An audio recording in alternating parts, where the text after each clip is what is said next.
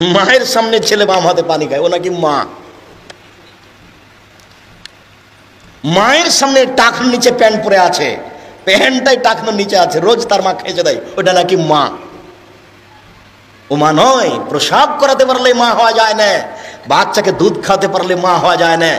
পাগলিও বাচ্চা প্রসাব করাতে পারে, পাগলিও বাচ্চাকে দুধ খাওয়াতে পারে, কিন্তু পাগলি বলতে পারে না আব্বু ছিছে কি করেছো আব্বু, প্যান্টটা দাও তো, প্যান্টটা দাও, খুলে দাও, খুলে দাও, কেটে দিই আব্বু, কেটে দিই। এটা পাগলি বলতে পারে না, কিন্তু আপনার স্ত্রী বলতে পারে।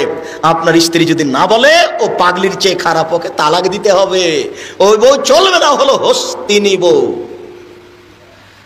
আমি তালাক দিতে আদেশ করিনি, তবে পরামর্শ দিলাম, এ বউ চলবে না, এই বউ তালাক দিতে হবে, এটা আমার পরামর্শ। হলো হস্তিনী বউ।